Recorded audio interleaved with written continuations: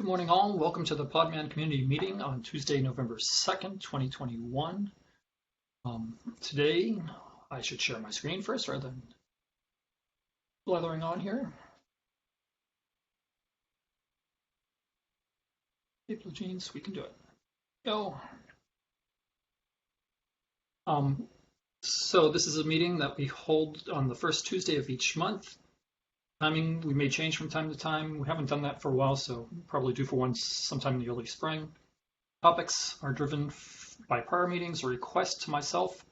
And this week, I must apologize because I had the thinking that we were not going to have this meeting for another week. It snuck up on me, so I didn't do a great job of getting a bunch of topics together. So hopefully the discussions will hold us up.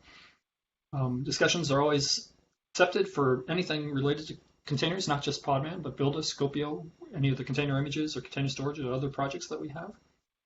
We have a meeting notes in HackMD. If you have not yet, please sign yourself in there as an attendee.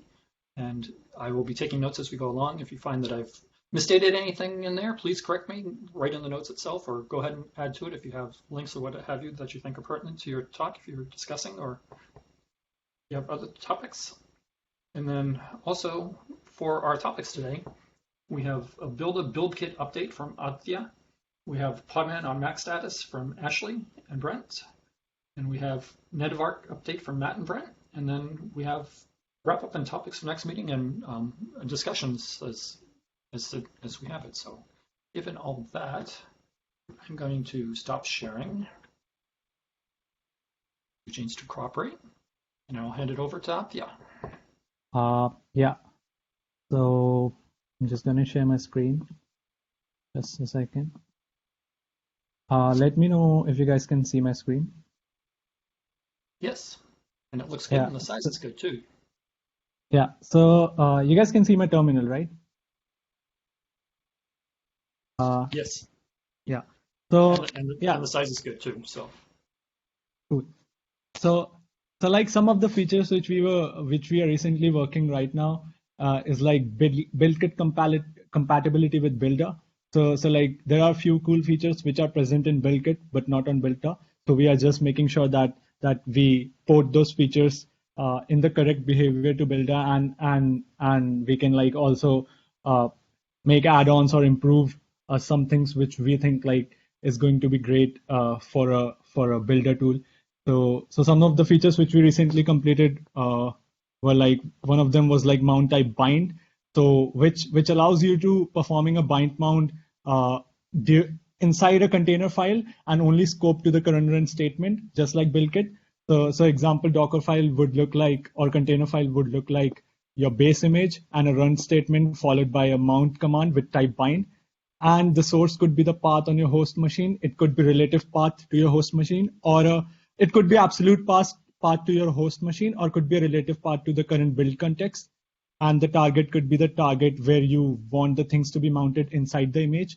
And you can just use it with any other bash statement, just like this. And we have one more add-on which is coming in, which is like allowing users to bind mount images and stages for the multi-stage builds.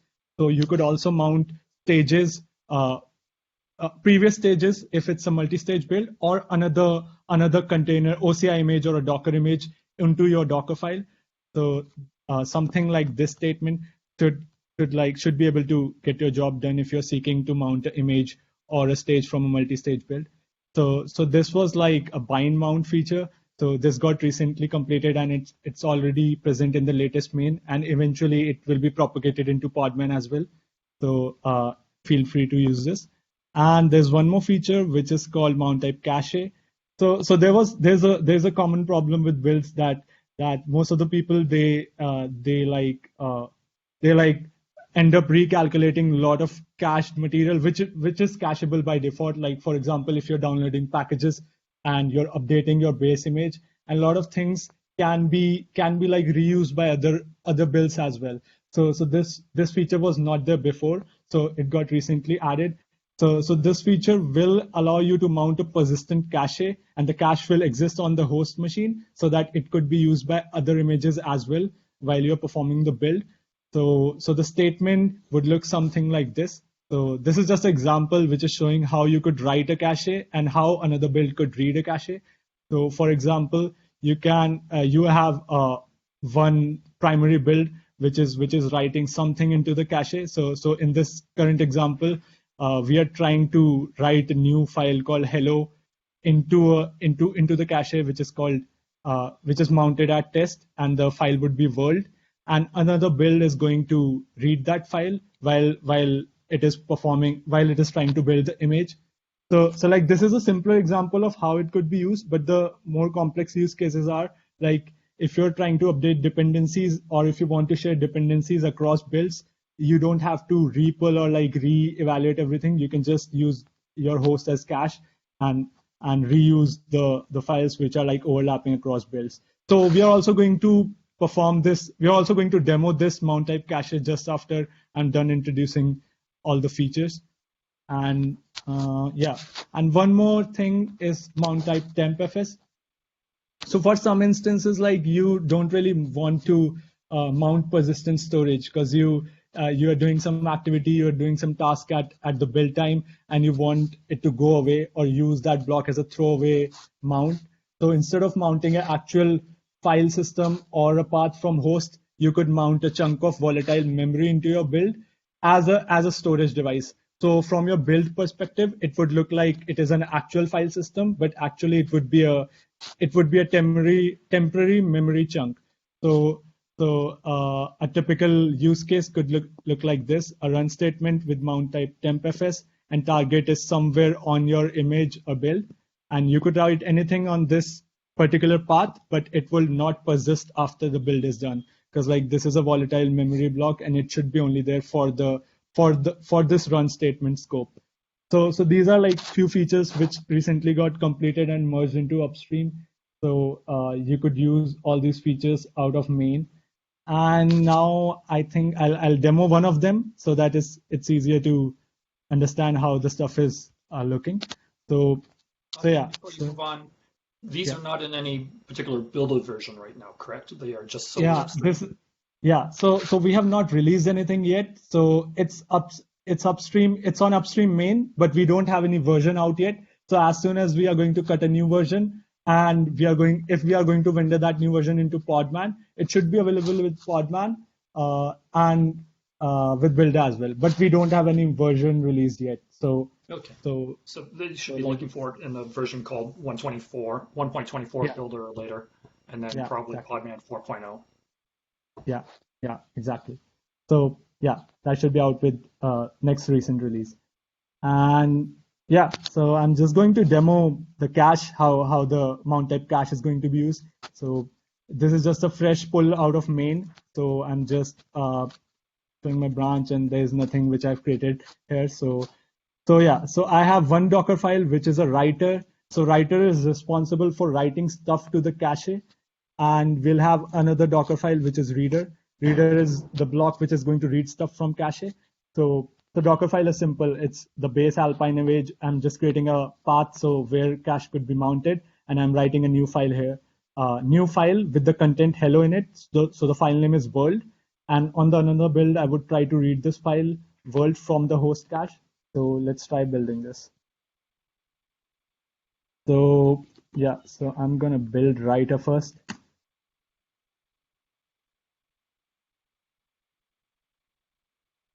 Yeah, so writer just completed its build and something is written on the host cache, but you wouldn't need to worry about that. We can just try to read this cache from another build.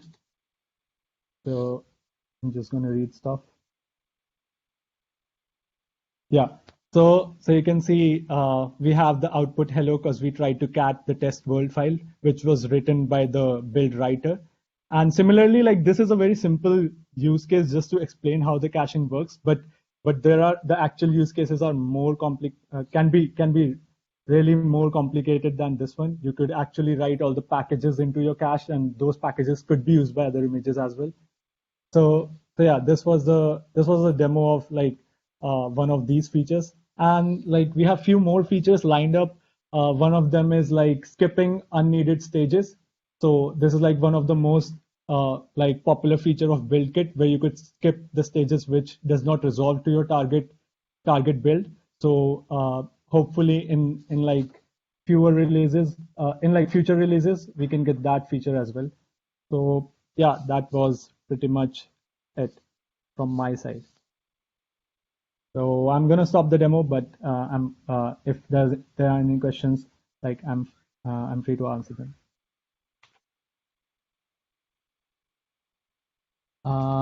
Is there some scoping mechanism to mount up cache so that a rogue misguided can't use cache? It shouldn't be using. Yeah, yes, exactly. So okay, my bad. I didn't explain this in a really good way because like due to before you go on, could you ask the question on the microphone, please, so people will hear it on the yeah. recordings? So yeah, so what Miloslav asked is that is it possible that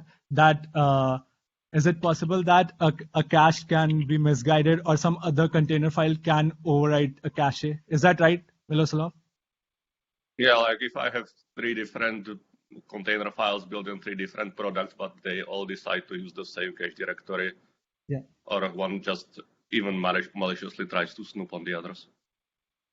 So from security perspective, it's not like we cannot prevent a container file to use a cache, a given cache, but there's already a segregation given by the ID field. So in the run statement, you can always select the ID of a cache. So by default, we don't have any ID here, but let me just open notes.md. So by default, like we don't have any ID on these run statements, but we also have an option to specify ID. For example, I could do this and I could just write cache 1. So a new cache block would be created on host machine, which will be called cache 1. And if like another reading image has this ID specified, then it can use this ID. Otherwise, it would be using the default one. So we have option to segregate the caching, but we don't have an option to prevent like one build overriding a cache which is already being used. Because like if the host machine gets compromised and someone is trying to override the cache, like there's no way to prevent it because like anyways it is being executed by the admin who is running the commands. So like from the security perspective, like we don't have any such thing right now, but we could explore that if like that is a right. This is good when there is already a mechanism. It would be nice to have a parent mechanism that is controlled by the host, so that the host controls which builds share what. So we also have something like UID and GID, but that's also controlled from the inside, not from the outside. Yeah, I agree on that. But yeah, this is good. This is almost there, and it's clearly useful for workstations already. Yeah. So, but yeah, this I'll keep a note of this point, and we'll try to come up with something which solves this particular issue which is addressed here. So, but it's not there as of now. Yeah.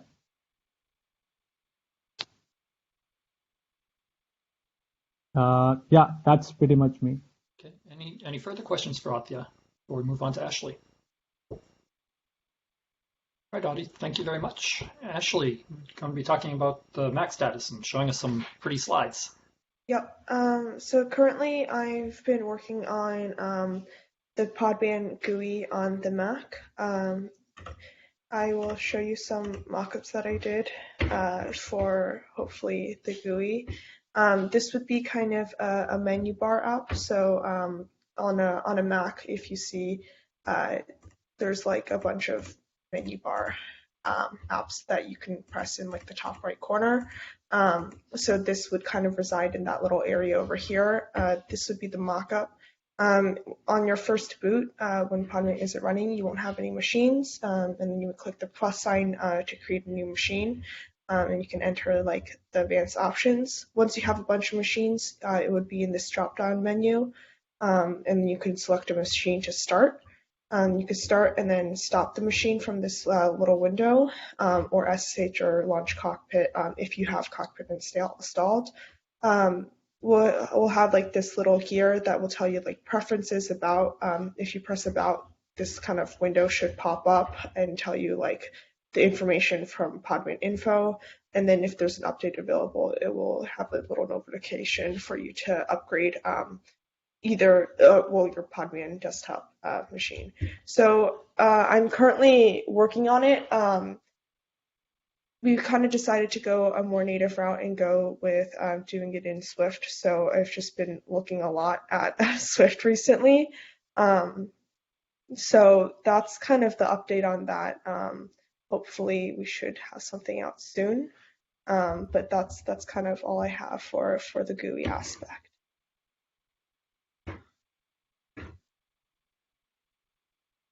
Was there anything else that you wanted to add on either the GUI or the Mac in general?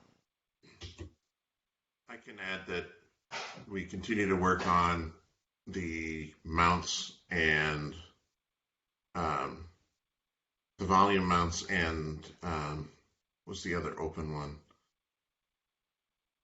The two open issues anyways that plague us the most. We're working on those. We've got some ideas. We're watching some patches on QEMU to see if we can't get a boost from those and not have to go implement our own. But work is ongoing there. And Matt asked, is the other one the Docker socket? Yeah, it's not just the Docker socket. It's which of the potential two sockets really, and rootful and rootless, and continuing to kind of work our way through that. Dan and I had a short discussion on what we think the best option of these will be. I think the biggest issue with the volume mount is that we've got ideas on how to move forward, but one thing that was unexpected was I learned that the volume mounts are, if you do, for example, on a Mac, you do a Podman run -v and give it a bind mount. That is mounted at the time the container runs. And in the split apart mechanism we have with stuff being in a VM, that really challenges our code base on how we can do that. As opposed to just say mounting the home dir from the Mac into the VM sort of like by default. So we're contemplating how to technically do this a little bit and go from there.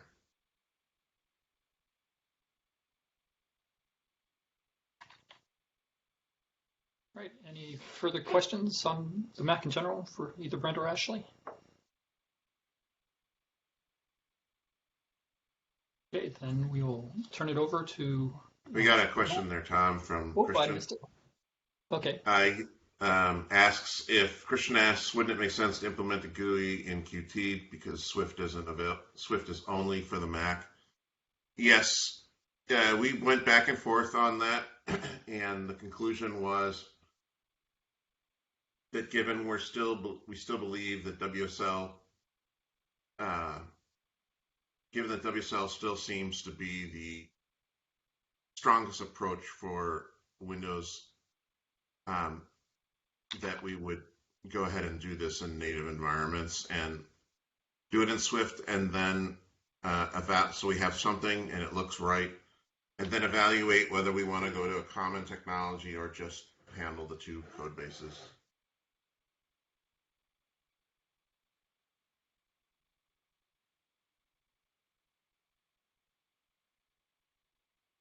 Yeah, I converted the proof of concept I had into a GUI for Lima instead.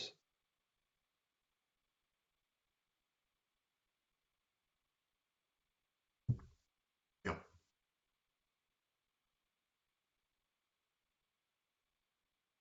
Okay. Thank you all. I think we'll know, just as I thought, Christian says, having the same GUI for Windows, you will need to implement it. That was certainly something we were weighing very heavily. either way, we were going to have to learn something special. And I guess right now, what we're being asked for is to get something there for Mac.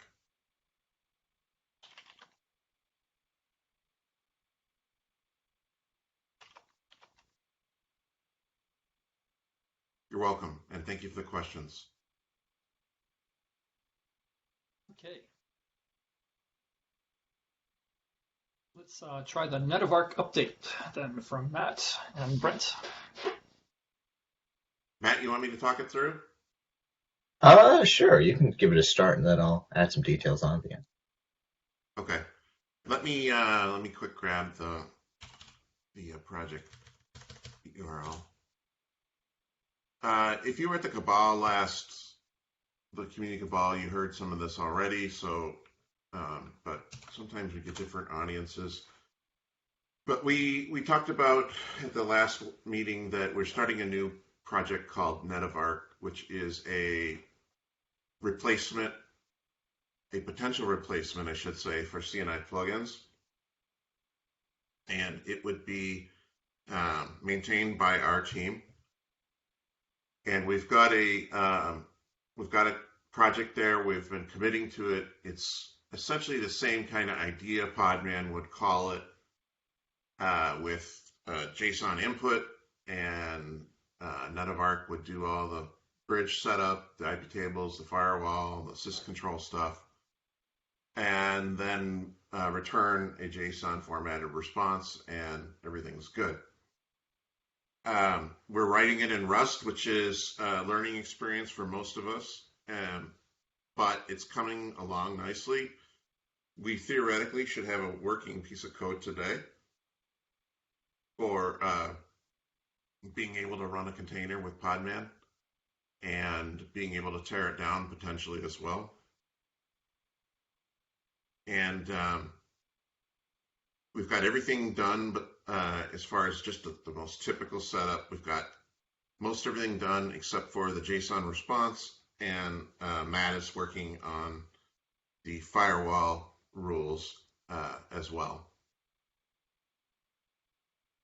I think that's sort of the general overview of it. Matt, do you have some details you'd like to add? Sure. So I'll just add that we don't have port forwarding yet. That's hopefully next few weeks. But yeah, just a bit more on why we're doing this. So we've had some issues in the past with the CNI plugins, which haven't really supported all the use cases that we have wanted to capture. They couldn't do everything that Docker could do on a single node perspective. So to get the last final bits of Docker compatibility to improve our IPv6 support, which previously I think a lot of people have recognized wasn't the best, and also, especially for DNS, this won't be in the initial release, but in the future we are going to get a full-featured DNS plugin here that will do a lot better than the current Podman DNS server implementation for things like aliases across multiple networks. That's something we don't support right now. That's definitely something we're targeting here. And finally, it's something that we've written ourselves, and we feel like we're going to be a lot more capable of supporting it. So if you have any bugs, we're going to, with CNI, there was a lot of punting to the CNI team to resolve network issues, but now I think we're going to be in a much better position to debug those ourselves on the Podman team. So that'll be very good for anyone who finds bugs. Yeah, I think those are the big things about it.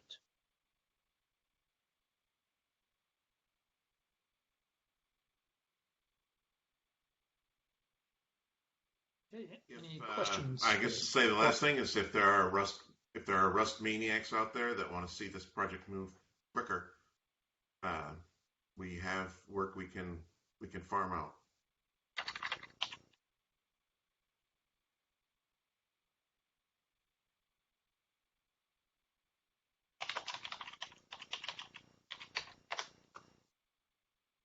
Okay. Tom? Do we have any other questions for Brent or Matt about netavark? Maybe a quick and early ending meeting. Question. Is there any other knowledge I should know to understand netavark? it helps to understand. It would help to understand what CNI is doing under the covers, though we could protect you from that by sort of boxing out the work the best we can.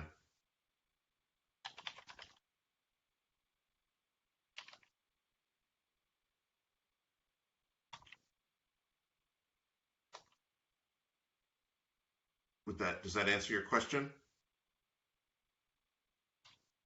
It is network related, so that implies you have a generally good understanding of network concepts. I should say that it's very close in initial implementation wise. It's going to be very close to the bridge and firewall plugins of CNI. So we're going to implement bridge networking with firewall rules on top of that to let us access the internet.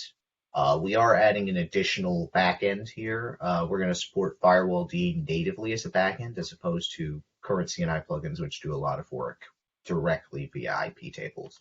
But other than that, the initial implementation is going to be very similar to what's there. It's what's going to happen in future releases around DNS and around other plugins that should differentiate us more.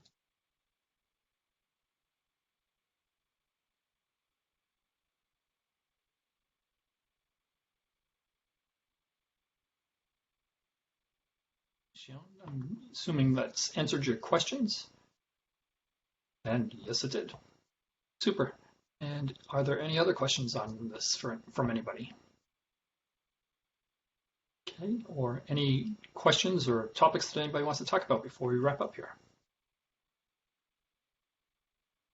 Or better yet, I'm always looking, topics for the next meeting, which will be happening on December 7th for the community meeting. And then our next Cabal meeting will be in just a little over, well, just a couple weeks from now on Thursday, November 18th, just before Thanksgiving in the East Coast. I will note that for folks who aren't in the US, that we are falling back an hour across the US this coming weekend. So our next couple of meetings will be at UTC -5, where they've been prior at UTC -4. So they'll be happening an hour earlier than they had been.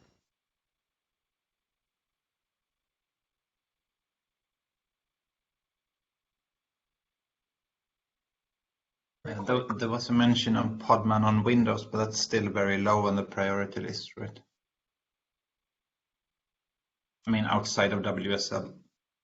Yeah, outside of WSL, I mean, we generally feel that the WSL approach right now, while not ideal because it doesn't run a Fedora-based distribution of sorts, that's not ideal, but it does work.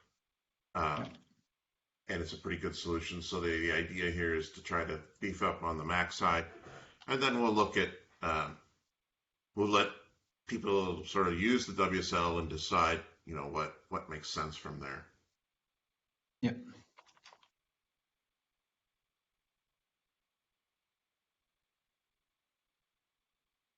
Oh, Lukesh, do you want to talk about what you just threw in there? Since Brent mentioned where people could catch us, I just sent the link towards all our IRC Slack matrices.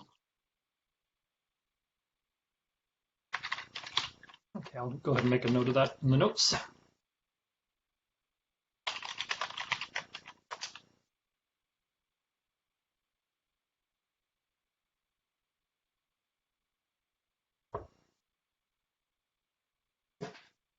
Right. Any other comments or questions before we wrap up? Yeah, it was about the storage drivers in the Podman machine. The question was if there should be like one preferred solution, like the GV proxy for networking, or if it should be like a plug-in system so you could swap for different storage solutions when it comes to mounting from your host into your VM. I was kind of hard coding it for now, but I'm wondering if it should be more pluggable. It probably should be an interface. Is that what you're thinking? Yeah, something like that. Or at least a configuration. Right now it was like a hard-coded string. So. Yeah. I would say some sort of interfaced approach so that you could plug a new one in, take, ignore the old one or whatnot. Yeah. And yet not Because upset. I'm not even sure what the current status in when it comes to volume drivers for containers. So adding another set of plugins for virtual machines just for machines seems maybe that's stretching it too far. Maybe it's enough that it can be changed with a configuration line or something. Yeah, I was going to say, if you did the interface approach with the config, then you don't break people who are using one that works, and then you can new installs or whatever can be set to take the newer approach or whatnot. But yeah, I guess the main issue for now is that the machine configuration is carried outside the project. You have to coordinate with containers common and whatnot. Then you end up with like 0 CPUs or other weird corner cases of broken config. So yeah, that's what we refer to as the dance these days. getting containers common and everything else to line up when we do a release. Yeah. So I was just thinking that someone was giving up on giving the VertiFS merge and looking into other options like NFS or Samba or even SSH, what have you. It also depends on the timeline. Like when does Podman machine has to have something for sharing with the host? Like how urgent is it? Can you wait for the good solution? I was going to do some when you showed me the reverse SSH. That's what I had planned to march forward with up until I discovered how they actually do the mounts, and that it's not just like mount something for me and then I'll work from it. It's there was one implementation for Vagrant since before that Dusty posted, and then there is this Go implementation of this standalone tool called SSH Ocker, as in Shocker, and that makes it pretty straightforward from usability point of view. The only thing is that it kind of uses the back channel of a OpenSSH connection. It saves you from having to dial back into the host with all authentication and issues, but it needs to keep an SSH open from the host to the VM, and then you can backpedal on that to reach the host. So there is I wouldn't say toy implementation, but it's an external implementation in the PR if you want to have a look at it. It's using SSH interface, so basically all I had to do was to dump a SSH config file for the Podman system connection, and then it more or less worked. You had the normal issues with the CoreOS being read-only, and it was also failing on the symlink. So even if /mount is available, it's actually a symlink to /var/mount, and then it failed to mount. So it was waiting for when it was mounted on /mount, and it was never mounted there. It was mounted on var mount, so it was kind of hanging. But as long as you explicitly specified /var/mount, then it worked, and then you could share your files that way. As in terms of performance, I think the VertFS is better and VertIOFS is even better, but having something is better than having nothing also. 100% agree. Absolutely. And also, I think the crypto you select for SSH can impact your transfer speeds when it comes to SEP and so on. So that could be like a workaround. If you have to SCP large files, then you can choose a different crypto and get better performance, or at least less CPU. So that's something. But it's on the the remote storage PR, whatever it was, 80 something. I believe. Okay. Yeah, you'll find it. Okay, any other questions or comments? Very quiet group today. Right, well, given that, I think I'm going to end the meeting and thank you all for attending. Again, just as a reminder, our next meeting is Tuesday, December 7th at 11 a.m. once again. And thanks for joining today.